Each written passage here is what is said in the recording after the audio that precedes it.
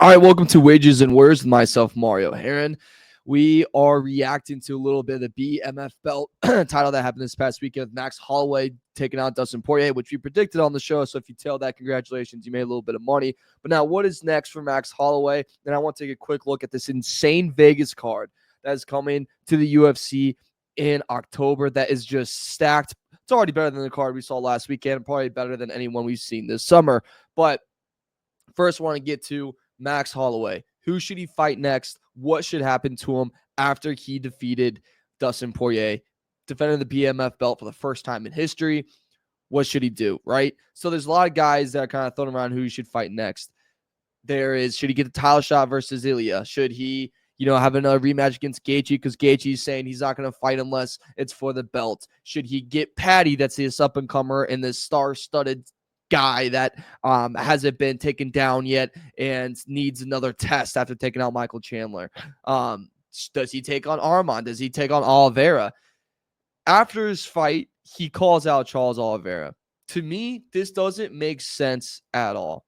I think fighting Charles is just settling an old score because you lost to him earlier in your career, but who the hell cares? I look, Charles is a Hall of Fame career, has done a lot of great stuff, but recently it's been a little bit of a struggle for him. He just gets knocked out by Ilya. Yes, this fight would take a long time because Max Holloway is very spacious between his fights, and he should be at this point in his career and the damage that he takes and gives in these fights. But I think if I'm Max Holloway, the calling out of Charles Oliveira makes zero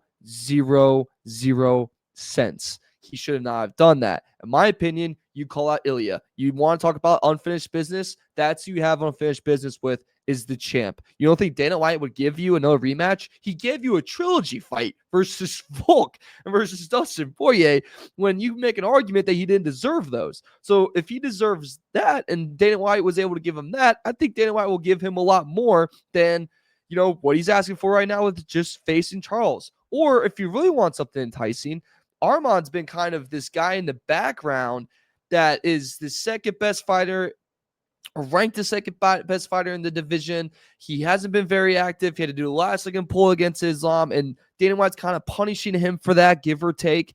But maybe call him out and go, we'll like to see him fight against him. Let's attack this guy. That's an interesting fight. That's something that a lot of people want to see. But Holloway calling out Charles just makes zero sense to me. A lot of the UFC in this business is making your name bigger than it already is. Paddy does that by calling out Ilya when he doesn't deserve a title shot. We talked about that and him getting into the octagon when he should have been there.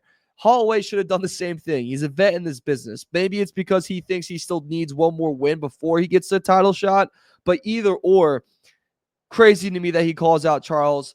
I know Charles is technically ranked above him, but I think Max Holloway is a better fighter at this point in his career. And if they do fight, I'm betting a lot on Holloway. I think he'd win that one pretty damn easily. So that's just my opinion of what should happen next with Max. Hell of a fight. Thank you for letting us win some money. We appreciate it. On to the other task at hand. This insane Vegas card that we have.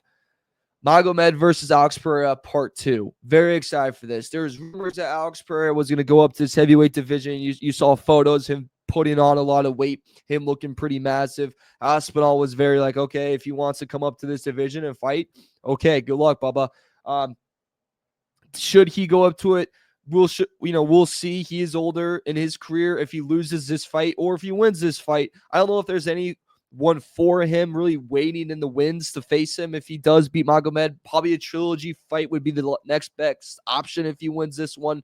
Or he goes, yeah, it's time for me to go up in the heavyweight division. And maybe he's playing the long game going, hey, if I win this one or if I lose this one, I move up in weight. And let's say, they throw me maybe Gain after Gain loses to Aspinall, which I think will happen, and they throw him Gain, and then he takes out Gain, and then he fights Aspinall, he takes out Aspinall, and then suddenly that time span could, and I'm saying could, line up with the White House card that they've been talking about and that they need to do, and that's when you can get the super fight of between him and John Jones, if he's going to play the long game or if he wants to do that, because I imagine that comes with the big cash of money, and that would be something that he probably really wants and something that'd be really fun to do. Plus, it is the easiest fight in the world to sell. The one of the best knockout artists we've ever seen in the sport versus the best all-around fighter we've ever seen in the sport. Maybe that's a long game for Alex Pereira. But either way, super excited for that card. The only thing that is just absolutely insane to me is Merab is fighting again. I mean, what, dating back to Noche, he takes on O'Malley, beats O'Malley. Then he faces Umar, beats Umar. Then he looks even better again against O'Malley second round, takes him out. And then he goes, yes, I will fight Sandhagen in October. Look, Sandhagen's going to be a big underdog in this. Merab's going to be obviously a heavy favorite. He's going to be popular now because he's become such a household name and very likable. I think if he wins this one, I've talked about this, but if Merab wins this fight, he has no choice but to go up in weight.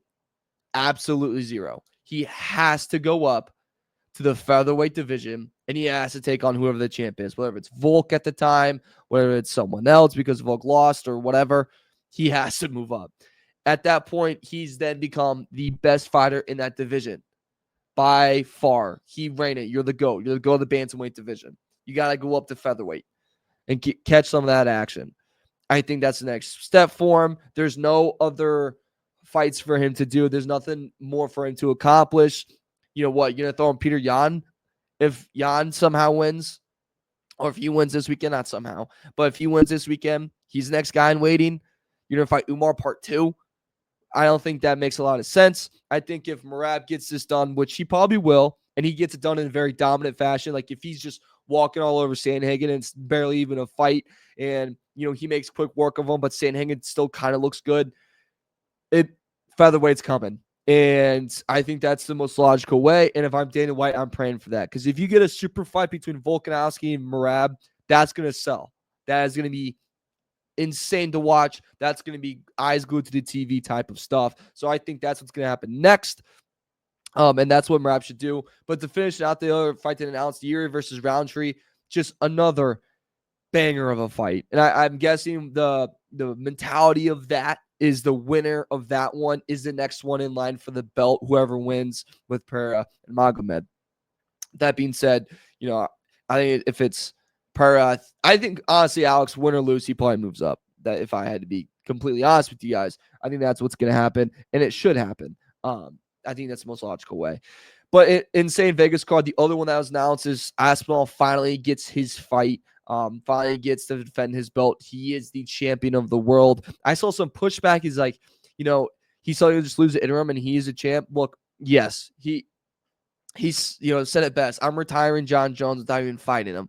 He's been the world champion. He's been the heavyweight champion. He deserves that title now. We need to stop calling him interim.